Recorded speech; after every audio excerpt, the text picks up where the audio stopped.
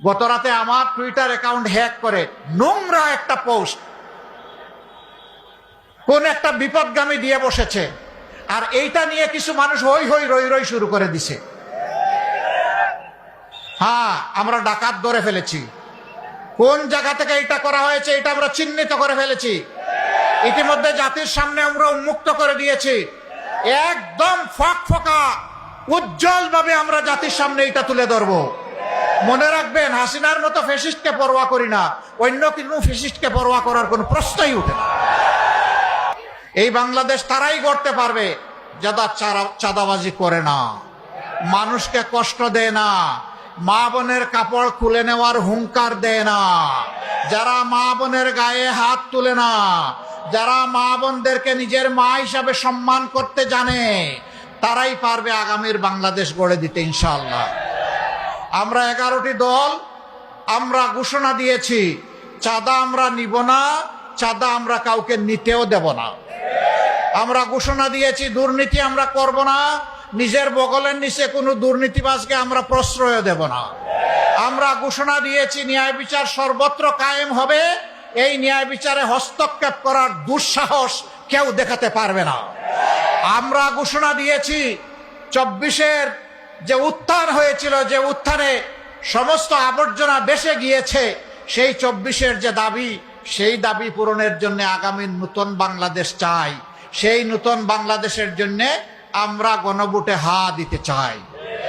গণভোটে হা দেওয়ার মানে হলো ফ্যাসিবাদ আর ফিরে আসবে না। গণভোটে হা দেওয়ার মানে হলো পরিবারতন্ত্র ভেঙে চুরমার হয়ে যাবে। গণভোটে হা মানে হচ্ছে রাজনীতির আর কোনো জমিদারি চলবে না, রাজনীতি হবে জনগণের রাজনীতি।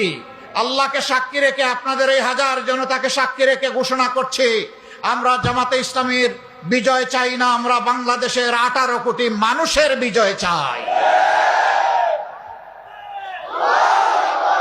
18 কোটি মানুষের বিজয় যেদিন হবে, আমাদের রাজনীতি সেদিন সার্থক হবে ইনশাআল্লাহ। একদল লোক এখনই কি করছে আপনারা দেখতে পাচ্ছেন। এদের হাতে দেশের দায়িত্ব দিলে এই দেশের কোনো অস্তিত্ব এরা রাখবে না।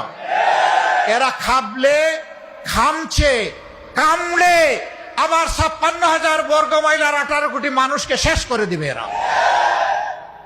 এদের হাতে দেশের দায়িত্ব দেওয়া যায় না, এটা নিরাপদ নয়। একদল লোক তারা ফ্যামিলি কার্ড দিবেন বলেছেন, আবার এক হাতে ফ্যামিলি কার্ড, আরেক হাতে আমার মায়ের গায়ে হাত। এই দুইটা আমরা দেখতে চাই না।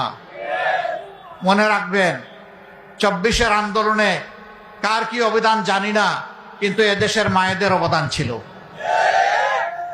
জুলাই 15 তারিখ ঢাকা বিশ্ববিদ্যালয়ে আমাদের কলিজার টুকরা ছাত্রীদের গায়ে যখন মুগর বাহিনী হাত দিয়েছিল, সেদিনই বাংলাদেশ জ্বলে উঠেছিল। রোকেয়া হল, শামসুন্নাহার হল থেকে প্রতিরোধ গড়ে তোলা হয়েছিল। আগস্টের 4 তারিখ উত্তরার রাস্তায়, রাজপথে আমার মা 10 মাসের বাচ্চা কুলে নিয়ে রাস্তায় নেমে এসেছিলেন। সাংবাদিক বন্ধুরা প্রশ্ন করেছে, আপনি এই সাংঘাতিক কাজ করতে গেলেন কেন? তিনি বললেন, কি করেছি সাংঘাতিক কাজ? যে এই অবুঝ শিশু কুলে নিয়ে, বুকে নিয়ে মুহুর্মুহু গুলি, আর একটার পর একটা লাশ পড়ছে, আপনি এখানে আসলেন কেন? এই ভদ্র মহিলা বলেছিলেন, সো হোয়াট, কি হয়েছে? সন্তান কি আমার একটা? আজকে সারা বাংলাদেশের রাজপথে কোটি কোটি যুবক যুবতী, তরুণ তরুণী যারা নেমেছে, শিশুরা যারা নেমেছে, এই সবগুলো আমার সন্তান।